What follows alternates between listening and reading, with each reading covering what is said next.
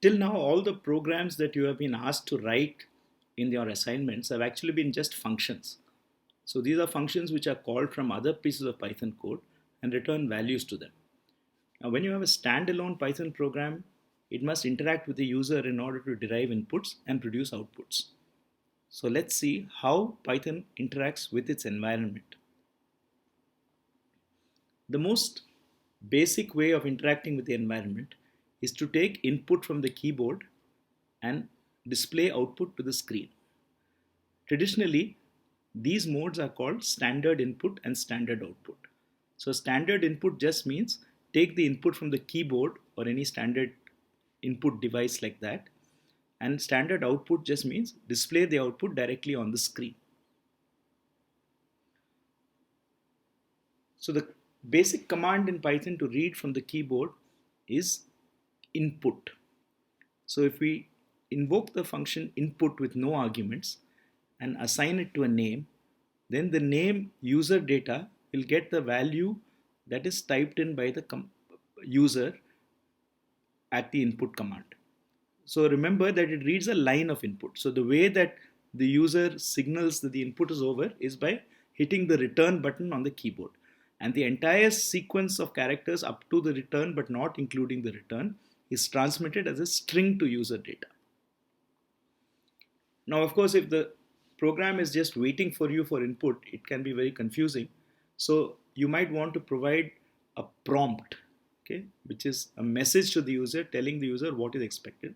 So you can provide such a thing by adding a string as an argument to input. So if you put an argument to input like this, okay, then it is a string which is displayed when the user is supposed to input data. Now this string is displayed as it is, so you can make appropriate adaptations to make it a little more user friendly. We will see an example in a minute, but you might want to leave a space or you might want to insert a new line. Okay, so basically you use the input command to read one line of input from the user, and you can display a message to tell the user what is expected of him. So here is what happens if I just say user data is equal to input. The Python program will just wait. And now as a user who doesn't know what is expected, we don't know whether it's processing something or it's waiting for input. Now it turns out that if we type something and press enter, it will come back. And now if I ask for the contents of the name user data, it will in fact be the string of things that I typed. So providing an input prompt without a message can be confusing for the user. So what we said was we might want to say something like provide an input like this. So now it provides us with a message, but the number that we type, for instance, is stuck to the message, so it's not very readable. So user data is indeed not a number, now it's a string, as we will see in a minute. But the fact is that we didn't get any space or anything else, so it looks a bit ugly. So what we said is that you can actually, for instance, put a colon and a space so that the message comes like this. And now this is a slightly nicer prompt. And you could also put a new line if you want, which is signaled by this special character \n. So now the message comes and then you type on a new line, right? And in all cases, the outcome is the same. User data, the name to which you're reading the input, becomes set to the string that is typed in by the user. So if I do it again, and if I type in something else like 993, for example, then user data becomes the string 993. So you can use input with a message and make the message as readable as you can. So as we saw when we were playing with the interpreter, the input that is read by the function input is always a string. So even if you say enter a number and the user types in a number, this is not actually a number. So if you want to use it as a number, you have to use this type conversion. Remember, we have these functions int, str, and so on. So we have to use the int function to type convert whatever the user has typed to an integer. Now, of course, remember that if the user types some garbage, then you get an error, right? So the user doesn't type something valid, then you will get an error. So what we can do is we can use exception handling to deal with this error. So what we can say is try user data. So this is the code that we had before those two lines. So what we want to say is we will try these lines, but if the user types something which is not a number, then we're going to ask them to type it again. And it will turn out that that type of error in Python is called a value error. So you can verify this by going to the Python interpreter and checking. So in the Python interpreter, if we try to apply int to some nonsensical thing, then we get a value error. So what we are trying to say is that if we get a value error, we want to take appropriate action. So we have this try block, and if we see a value error, what we do is we print a message. Now we are going to see print just after this, but we print a message to the user saying this is not a number, try again.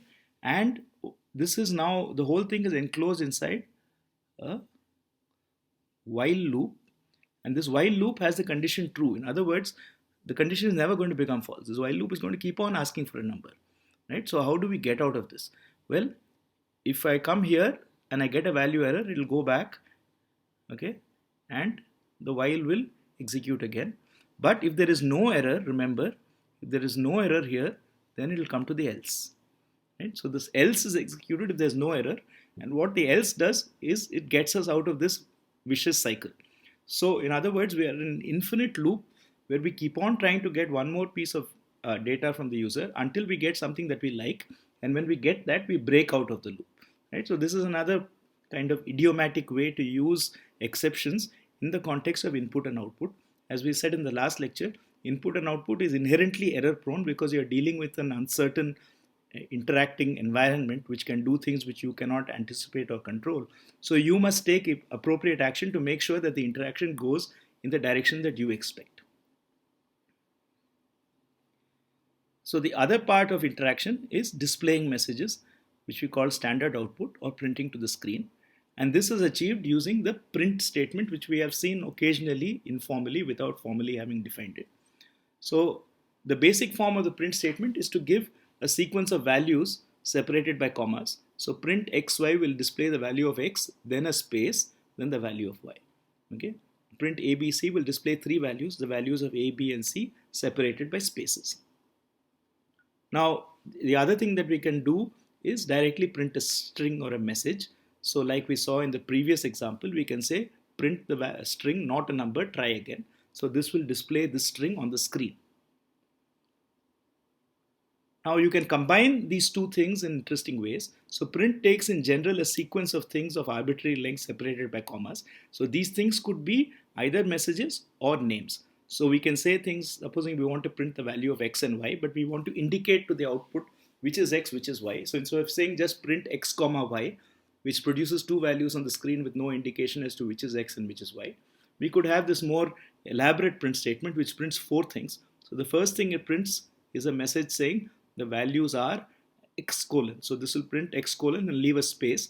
Then it will print the current value of x. Then it will print y colon after a space. And then it will print the current value of y. So we can intersperse messages with values, okay, with names to produce meaningful output that is more readable.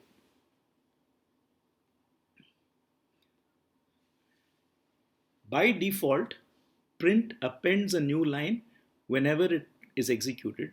In other words, every print statement we just print the way we have done so far appears on a new line because the previous print statement implicitly moves the output to a new line. Now, if we want to control this, we can use an optional argument called end. So we can provide a string saying this is what should be put at the end of the print statement. By default, the value here is this new line character. Okay, so we can replace this by something else. So here is an example. Supposing we write these three statements. So the first statement says print continue on the, this is just a string, but set end to a space. The second line says print same line, and then it says set end to a full stop and a new line. And then the third statement says print next line. Okay. So what we are doing is in the first two statements, we are changing the default. So the default would have been to print a new line, but the first statement is not printing a new line. So if we print this, what we see is that the first two statements continue on the and same line come on a single line because we have disabled the default print new line. And we have explicitly put a new line here, and this has forced the next one to come on the next line. So if we break this up and see what happens here, we see that in the first statement we had this end which says insert a space. And this is why we get a space between the word the in the first line and the word same coming from the second line. Otherwise, the and same would have been fused together as a single word. Right? So end equal to space is effectively separating this print from the next print by a space. The next print statement inserts a full stop and a new line. So implicitly, although the word same line ends without a full stop, we produce a full stop, and after we produce a full stop, it produces a new line. And finally, after this new line, the next line comes on a new line. And of course, because here we didn't say anything, if we print after that, we implicitly would print on a new line.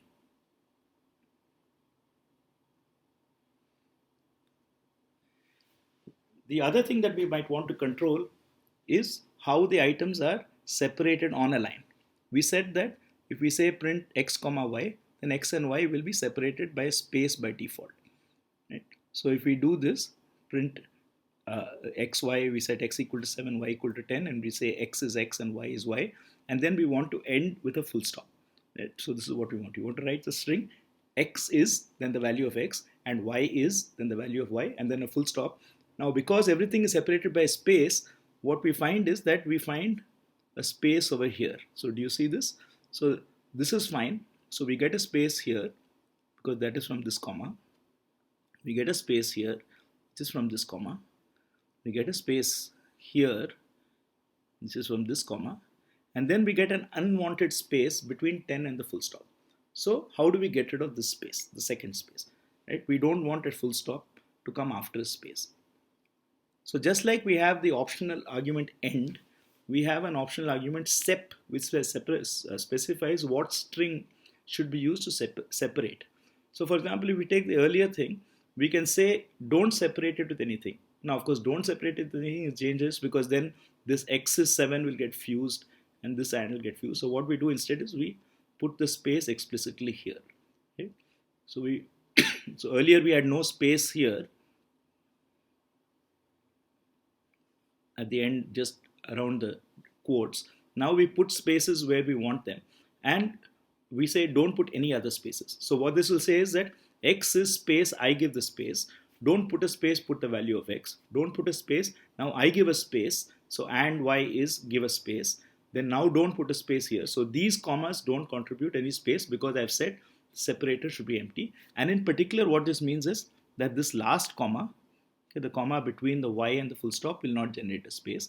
And in fact, if you execute this, then you will get the output x is 7 and y is 10. And the way it works is that this is the first block, right? So this is everything up to here. Then this is the second block. This is this. Then this is the third block, which is this whole thing with the spaces given. And then this is the value of y. And finally, this is the full stop, right? So this is one way to control the output of a print statement.